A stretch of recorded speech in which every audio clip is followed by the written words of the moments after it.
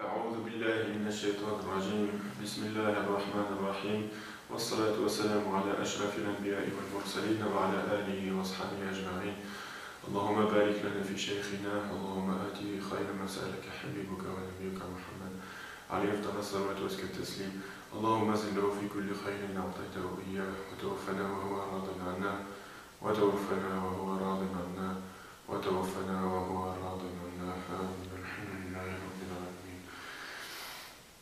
Je voulais juste simplement, par l'intermédiaire de cette vidéo, revenir sur un point, une question qui est régulièrement soulevée,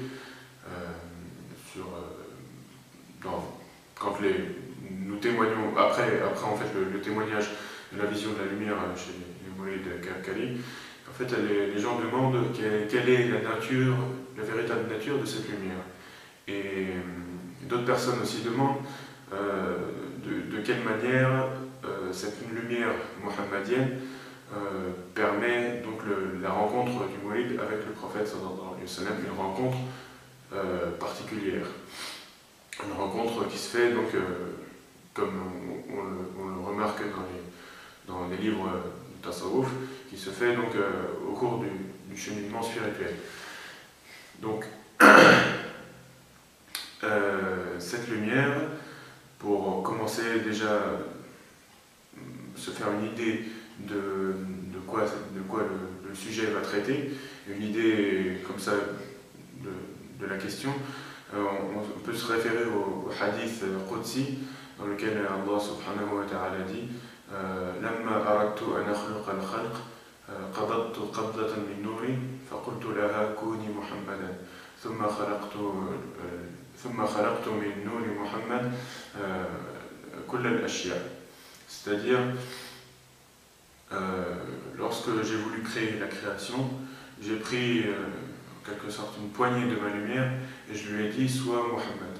Et de la lumière de Mohammed, j'ai créé toute chose. Cette lumière, c'est aussi le point, quand on regarde l'ism Allah, l'ism al-Mufrad, écrit de la manière connue chez les gens de Tasawwuf, on voit qu'au-dessus du alif, il y a un point mort. Et bien cette lumière, cette qabda nuraniya, c'est-à-dire cette poignée de lumière, c'est justement ce point-là. Et ce point-là, lorsqu'il descend, donc du haut du alif, il descend en dessous, et il devient, dans l'écriture de la basmala, le point de la lettre ba.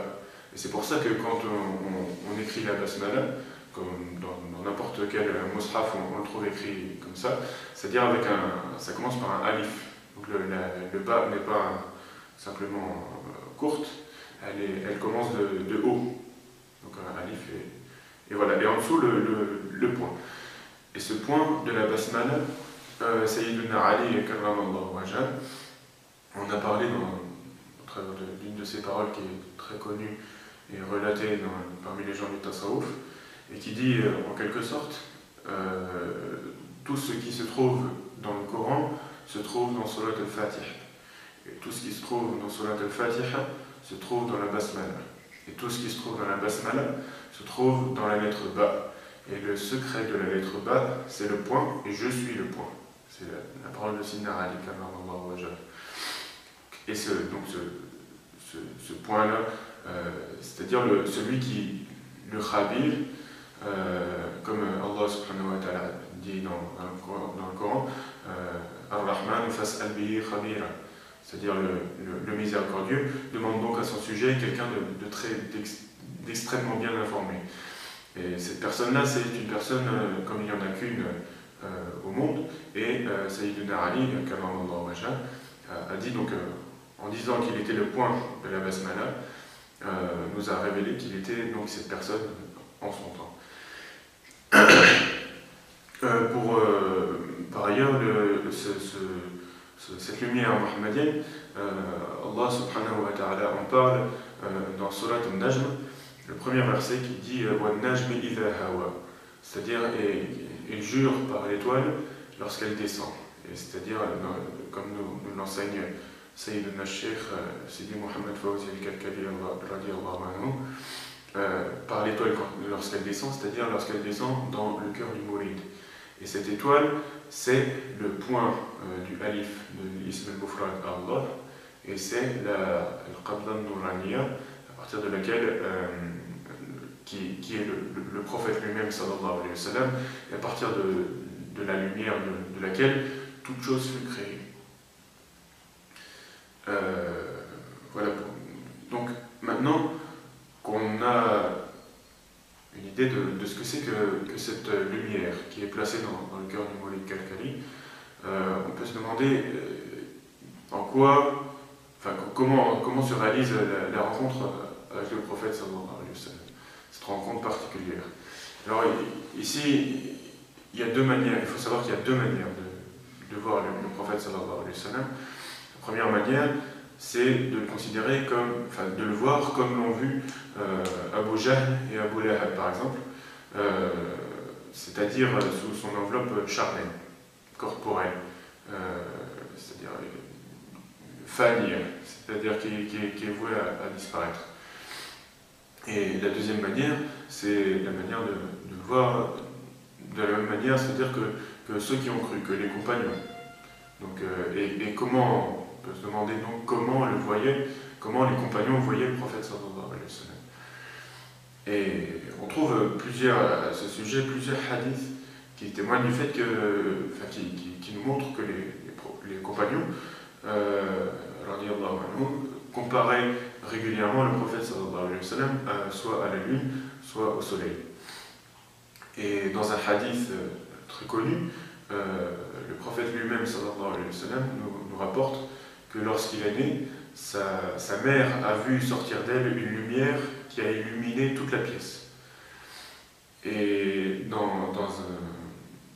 de même, lorsque le prophète sallallahu alayhi wa sallam a fait la hijra, est parti à Médine, il est rentré dans Médine un lundi.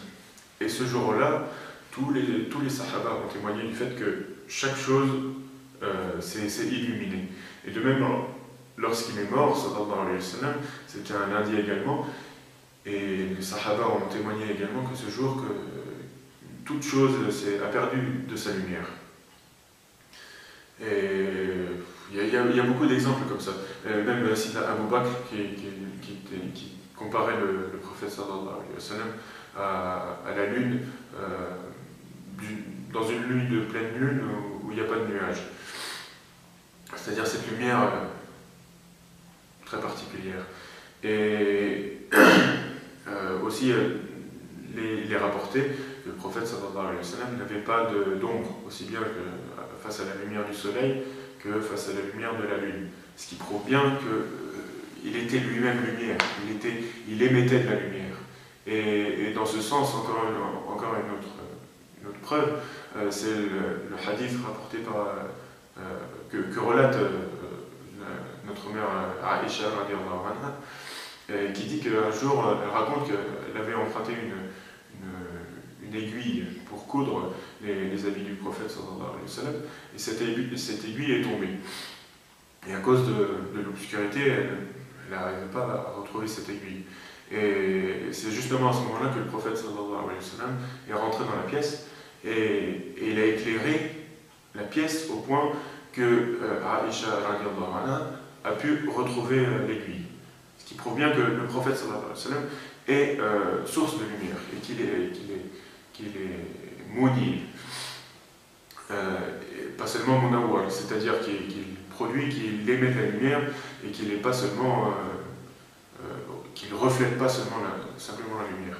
Et dans ce sens, on le trouve décrit dans le Coran comme étant un sirajan munira. Le verset, je crois, c'est Wada'yan ilallah bi'idni wa sirajan munira, c'est-à-dire siraj comme un soleil, un astre, munira, brillant, lumineux. C'est vraiment une indication claire et nette. Donc le Mawlid Kalkali voit de cette lumière et c'est par là qu'il accomplit sa rencontre avec le prophète sallallahu alayhi wa sallam. Et en ce sens, il y a Sidi Ahmed ibn Ajiba, radiallahu anhu, qui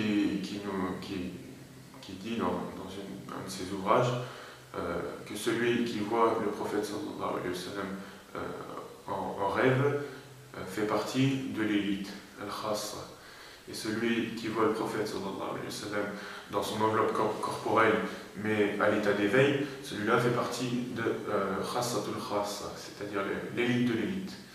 Et il y a l'élite de l'élite de l'élite qui est, donc il dit, qui sont ceux qui voient le prophète sallallahu alayhi wa sallam à l'état d'éveil et sous sa forme spirituelle, sous sa forme lumineuse.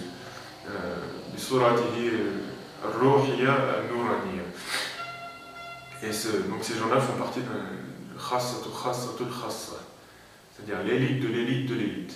Et c'est justement comme ça qu'on comprend la parole de Sidi Abul Abbas al-Mursi, qui est le cheikh de Sidi Ibn Ata'illah al-Iskandari, très connu pour ses hikam, et qui disait donc, dans une de ses paroles que si le prophète sallallahu alayhi wa sallam disparaissait de sa vue, ne serait-ce que le temps d'un clin d'œil, il se considérerait plus du nombre des musulmans.